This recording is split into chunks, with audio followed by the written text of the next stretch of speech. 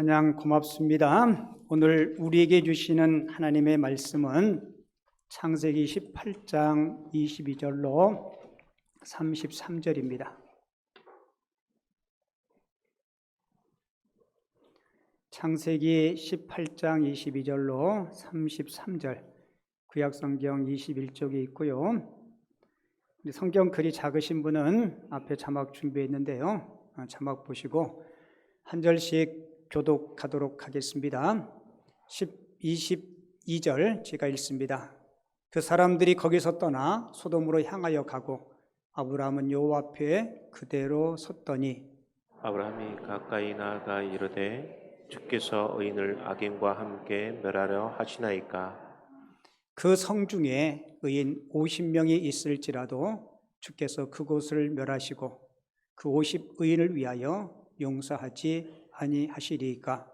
주께서 이같이 하사 의인을 악인과 함께 죽이심은 부당하오며 의인과 악인을 같이 하심도 부당하니이다. 세상을 심판하시는 이가 정의를 행하실 것이 아니나이까. 여호와께서 이르시되 내가 만일 소돔 성읍 가운데에서 의인 50명을 찾으면 그들을 위하여 온 지역을 용서하리라. 아브라함이 대답하여 이르되 나는 티끌이나 재와 같사오나 감히 주께 아뢰나이다. 50은 제 겁니다. 50의인 중에 5명이 부족하다면 그 5명이 부족함으로 말미암아 온 서금을 멸하시리이까. 이르시되 내가 거기서 45명을 찾으면 멸하지 아니하리라.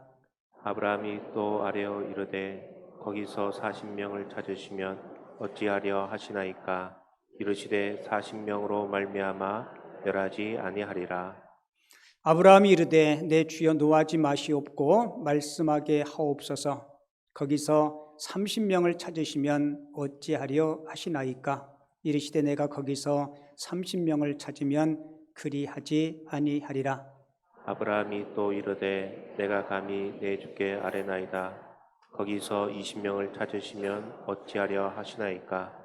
이르시되 내가 20명으로 말미암아 그리하지 아니하리라.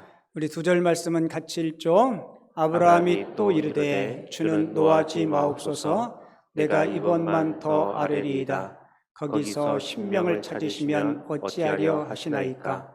이르시되 내가 10명으로 말미암아 멸하지 아니하리라. 아멘. 여호와께서 아브라함과 말씀을 마치시고 아브라함도 자기 곳으로 돌아갔더라. 아멘. 제가 빨리 설교하고 싶어가지고 마지막 절을 생략할 뻔했어요. 자, 오늘 읽은 본문 말씀을 가지고 민족을 위하여 우리가 할 일, 좀 제목이 좀 거창하죠. 같이 볼게요. 민족을 위하여, 나라를 위하여 우리가 할 일. 문학을 하는 사람들이요, 가장 큰 바람은 자기가 쓴 글을 통해서 노벨 문학상을 받는 것이라고 합니다. 큰 대륙 중국을 배경으로 기록한 장편소설, 대지라는 장편소설이 있어요. 이 대지를 통해서 노벨 문학상을 받은 펄벅 여사가 1960년에 우리 한국을 방문하게 됩니다. 한국을 방문해서 특이한 광경을 목격하게 돼요. 우리가 보기에는 일상적인데 그분이 눈에 보여진 그 광경이 굉장히 특별했던 것 같아요. 그 장면이 뭐였냐면 농부가 소 달구지를 타지 않고 끌고 가는 모습을 보게 됩니다. 펄벅 여사가 물어요. 왜 소 달구지 뒤에 타고 가면 편할 텐데 왜 지게를 지고 소를 끌고 걸어가십니까? 그래서 농부가 이렇게 대답해요. 오늘 우리 소가 일을 많이 해서 내가 그 짐을 나눠지고 갑니다. 펄벅 여사가 후에 그 일을 회상하면서 자신이 세상에서 보았던 것 중에 가장 아름다운 광경을 목격했다라고 그렇게 회상을 했다고 합니다.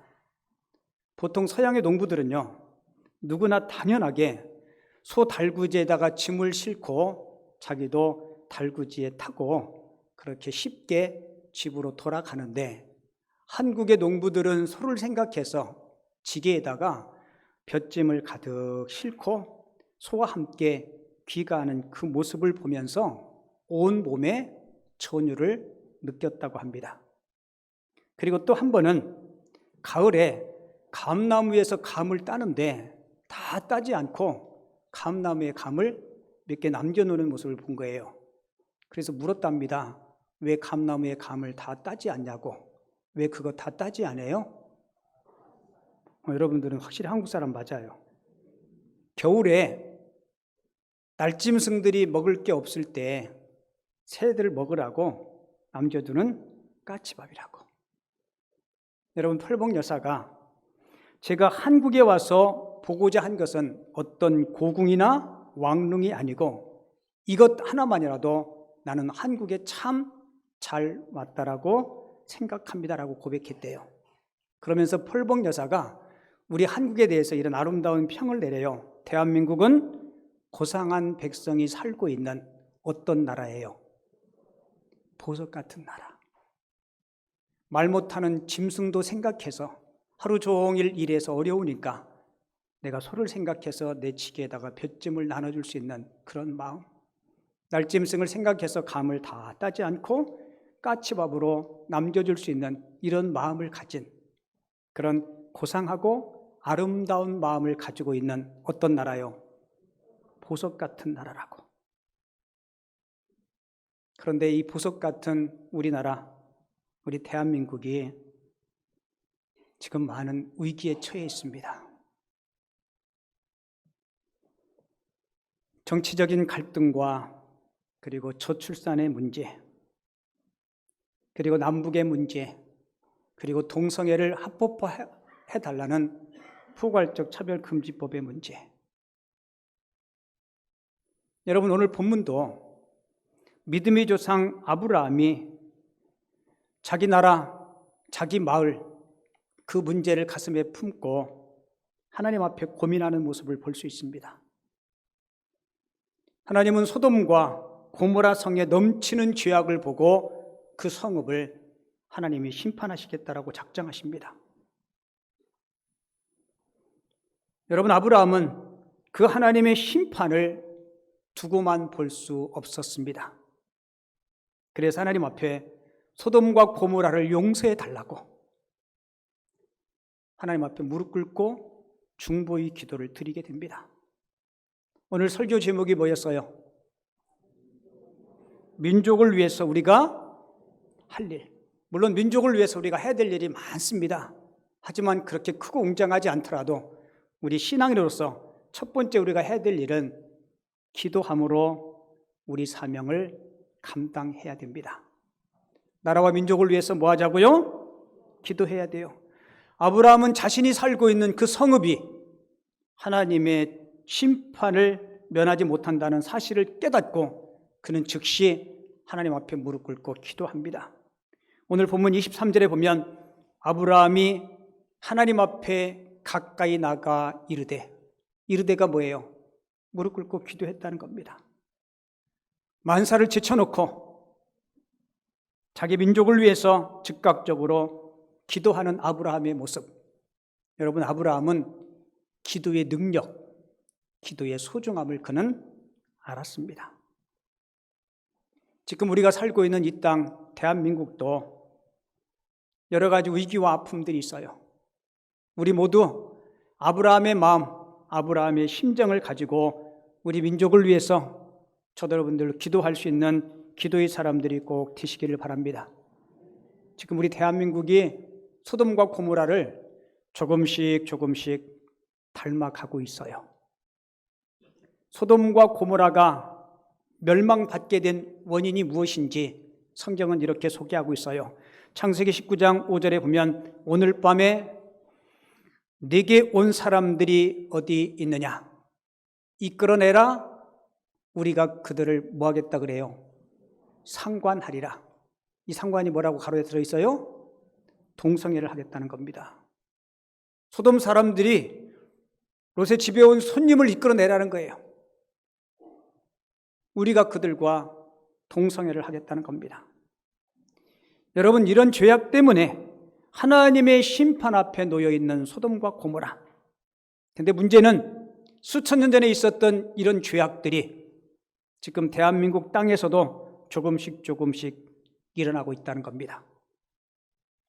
동성애를 합법화하려는 포괄적 차별금지법을 제정하기 위해서 잘못된 생각을 가지고 있는 많은 정치인들이 끊임없이 동성애를 합법화해달라는 포괄적 차별금지법을 상정하고 있어요. 여러분, 이 차별금지법을요, 우리가 제대로 이해해야 됩니다. 우리가 제목만 보면 차별금지법, 차별하면 안 되죠. 맞아요, 안 맞아요? 맞죠? 제목만 보면 우리 모두 찬성해야 돼요. 하지만 포괄적 차별금지법, 그 내용을 알면 대부분의 사람들은 다 안 된다라고 반대할 겁니다. 차별금지법이 뭔지, 그리고 포괄적 차별금지법을 우리가 왜 반대해야 되는지 잠깐 여러분들에게 소개해 드릴게요. 자막 잘 보세요.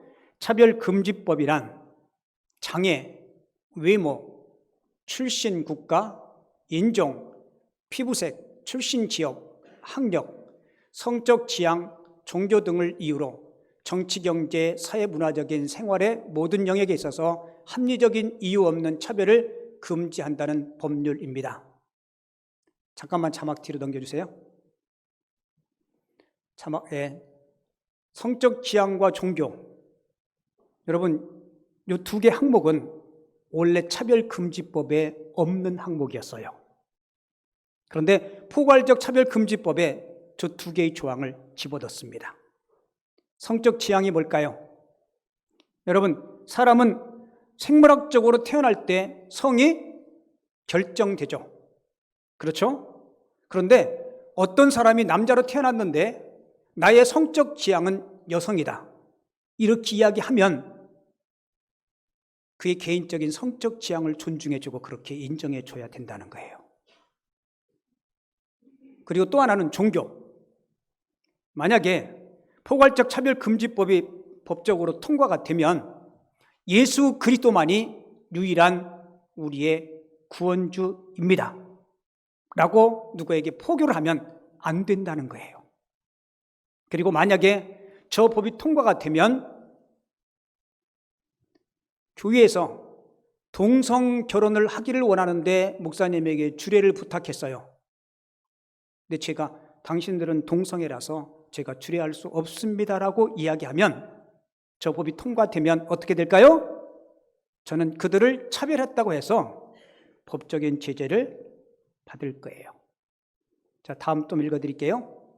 물론 장애나 외모나 인종, 출신 지역, 학력, 사회적 신분에는 차별이 없어야 합니다. 당연히 없어야 돼요. 하지만 성적 지향과 종교는 다릅니다.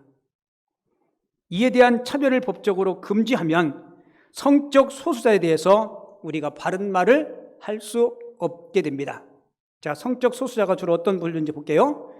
성적 소수자는 동성애자, 게이, 남성 동성애자를 일컬어서 게이라고 그래요. 그 다음에 레즈비언, 트랜스젠더, 더 나아가 근친상간, 아동성애, 시체성애, 동물성애를 다 포함합니다. 어느 기독교 유치원에서 아이들한테 이런 교육을 한대요. 얘들아, 결혼은 누구랑 하는 거야? 남자랑 여자랑. 그 당연한 거죠. 근데 그거를 가르쳐 줘야 된대요. 요즘은 남자랑 여자랑 결혼하지 않고 여자랑 결혼하고 남자랑 결혼하는 일들이 우리 주변에서 하나씩 둘씩 생기기 시작해요. 여러분들도 뉴스를 봐서 알 거예요. 대한민국의 수도 서울 한복판에서 해마다 여러 날씩 퀴어 축제를 합니다. 제가 몇 장의 사진을 준비했는데 볼까요? 저게 사진의 일부예요. 퀴어 축제할 때. 맨 위에 있는 오른쪽 사진은 가슴을 드러내놓고 아래 하체를 가르고 저 여자인지 남자인지. 여러분 보았을 때 오른쪽 밑에 있는 예쁘게 생긴 두 자매 있죠? 이름이 김세연, 김규현인데요. 동성간에 결혼했어요. 우리나라에서 아직 인정 안 해주니까 미국에서 결혼 신고를 했고요. 그리고 오른쪽에 있는 자매가 임신했어요. 오른쪽에 동그란 리본 보이죠? 그 임신부들이 차고 다니는 표예요. 여자와 여자가 결혼했는데 어떻게 임신하냐고요? 정자 기증받아서 임신했어요. 앞으로 그 자녀가 태어나면 그 성 정체성을 우리가 어떻게 설명해 줘야 돼? 누가 아버지고 누가 엄마인데? 본인들은 좋아서 그렇게 한지 모르지만 태어나는 그 자식을 우리가 어떻게 건전하게 잘 바른 사람으로 키울 수 있겠어요?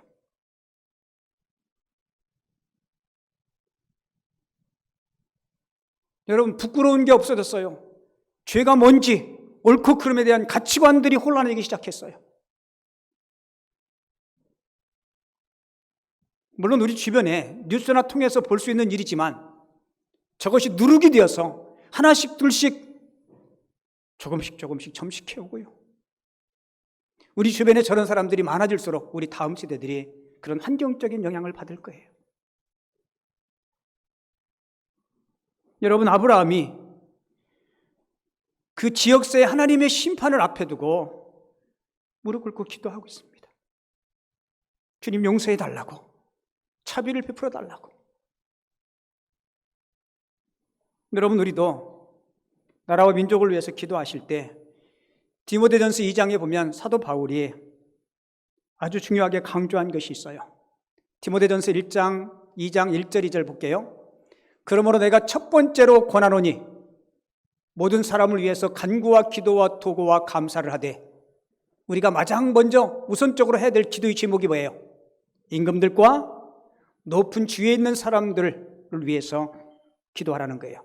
대통령과 장관님들과 국회의원들, 법을 제정하고 법을 집행하는 분들이 올곧은 법을 만들고 올곧은 정책을 세울 수 있도록 그들에게 하나님께서 지혜를 주시기 위해서 기도하라는 거예요. 왜 우리가 그들을 위해서 기도해야 돼요? 디모데전서 2장 2절을 보면 우리가 임금들과 높은 지위에 있는 사람들을 위해서 기도해야 되는 그 이유를 이렇게 하게요. 임금들과 높은 지위에 있는 모든 사람들을 위해서 기도하라. 이는 우리가 모든 경건과 단정함으로 뭐라고 얘기해요?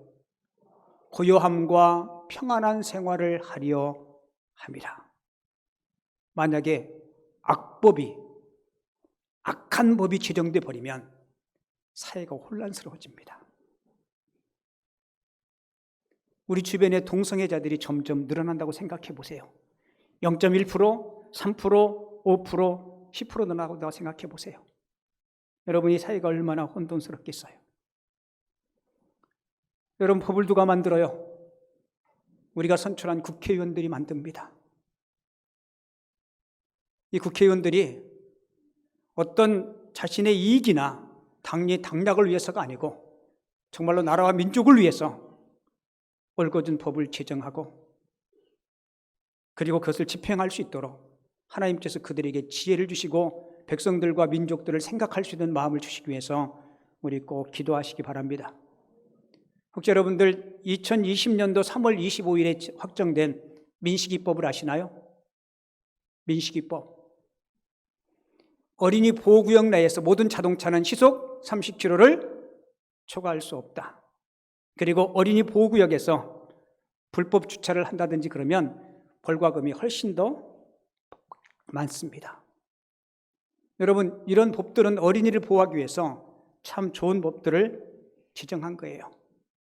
그런데 하나님의 법에 위배되는 많은 사람들의 어떠한 표나 관심이나 영향력 때문에 그런 일들이 결정되지 아니하도록 현명한 판단을 할 수 있도록 저도 여러분들도 기도할 때마다 여당과 야당을 초월해서 우리 정치인들을 위해서 백성을 두려워하고 섬길 수 있는 마음을 하나님께서 주십사하고 기도해 주시기를 바랍니다. 그게 우리가 해야 될 사명이에요. 예수 믿고 구원받은 우리들이 해야 될 사명이에요.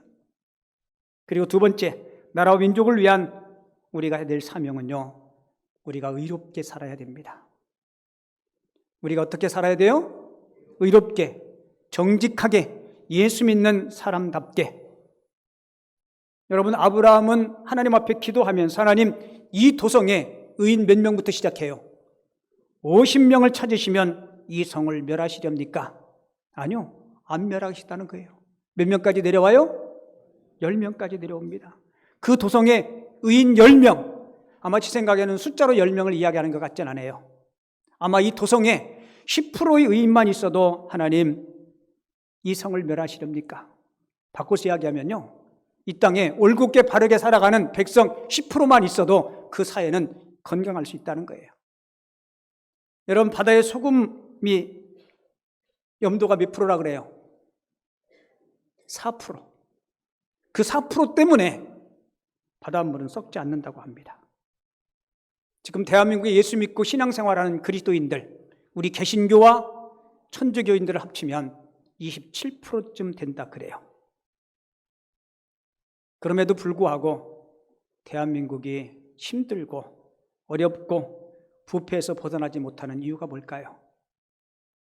그 이유는 예수 믿고 신앙생활하는 저와 여러분들이 우리 책임을 다 못하기 때문이라고 우리 어느 누구도 부인할 수 없을 거예요.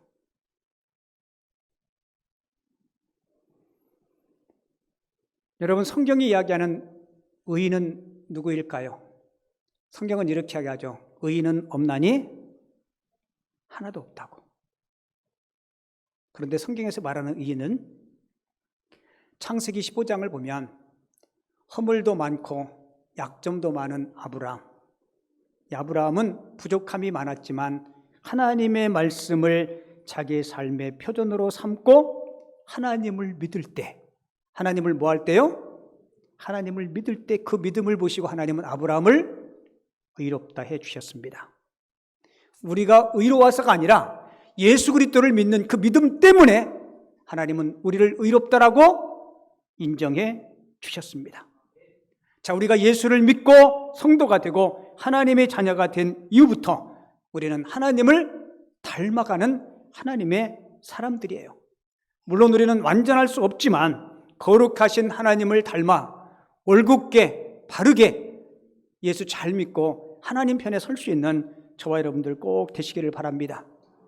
그래야 우리가 작은 소금이 바닷물을 썩지 않게 하듯이, 많은 사람들이 그래요.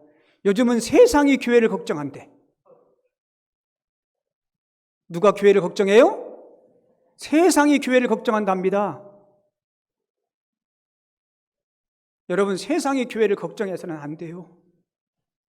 교회가 세상을 품고 교회를 걱정하고 교회를 가슴에 품을 수 있는, 그러기 위해서 저와 여러분들이 잘 사셔야 돼요. 저 고개 들고 저 보셔요. 저도 여러분들로 우리가 대한민국의 백성으로서 해야 될 거룩한 의무들이 있죠. 그 성실히 감당하셔야 돼요. 신앙생활하면서 성도들이 해야 될 거룩한 의무들이 있죠. 여러분 그거 잘 감당해야 돼요. 제가 1부, 2부 때도 광고했어요. 예배 끝나고 꼭 목사님과 인사하고 돌아가시라고. 근데 이제는 하니까 또 가. 그 별거 아니잖아요. 힘든 거 아니잖아요. 내가 그래서 속으로 두 사람이 내가 싫은가? 싫으면 교회 안 올 텐데 싫지는 않은 것 같은데. 근데 본인이 그게 이제 편한 거예요. 물론 바빠서 급한 일이 있어서 빨리 갈 수는 있어요. 근데 늘 항상 가는 사람이 가요. 그러니까 늘 그런 건 아니야. 제가 이렇게 이야기했음에도 불구하고 300배 끝나고 또 그런 먼저 가는 분은 없을 거예요. 제가 없으리라고 믿어요. 아니 믿사옵나이다. 우리 그런 작은 사소한 일부터 시작해서 예수 믿는 성도라면 최소한 기초적인 것들, 관계 속에서도 그렇고요. 우리 그런 거 실천하면서 적용하면서 살았으면 좋겠습니다.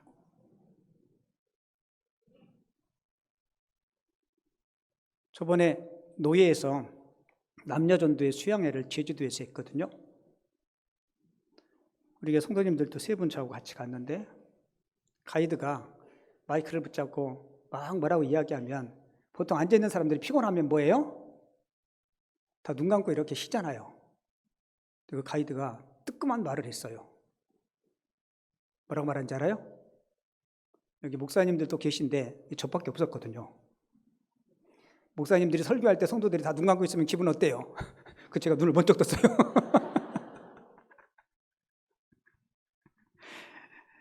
그 사실 별거 아니잖아요. 그 사람 이야기할 때. 그 제가 속으로 했어요. 계속 좀 쉬고 싶은데 계속 이야기하니까.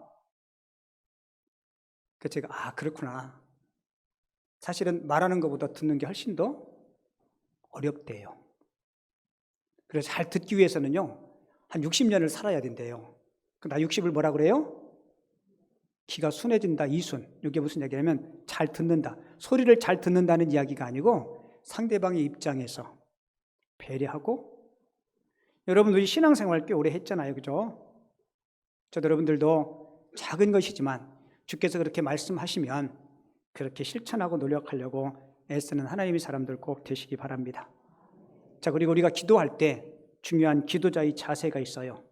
참된 기도는 내가 누구인지 아는 데서 출발합니다. 참된 기도는 어디서 출발한다고요? 내가 누구인지. 자, 오늘 본문 27절 볼게요. 아브라함이 소돔과 고모라의 하나님의 심판의 이야기를 듣고 아브라함이 대답하여 이르되 나는 뭐라고 얘기해요? 티끌과 재와 같사오나 감히 죽게 아뢰나이다. 아브라함은 자신이 하나님 앞에 어떤 존재인지를 알았어요. 하나님이 최초로 만든 사람 이름이 아담이에요. 그죠? 아담의 뜻이 뭔지 알아요? 사람, 흙, 먼지, 그런 뜻이에요. 여러분, 우리는 하나님 앞에 어떤 존재예요? 흙으로 왔다가 흙으로 돌아갈 수밖에 없는 피조성을 가진 존재. 여러분, 우리가 이런 사실을 깨닫는다면 하나님 앞에 겸손할 수밖에 없습니다. 맞죠? 아브라함은 하나님 앞에 겸손하게 먼지와 티끌 같은 존재이지만 감히 하나님 앞에 기도할 수 없지만 하나님 앞에 나갑니다.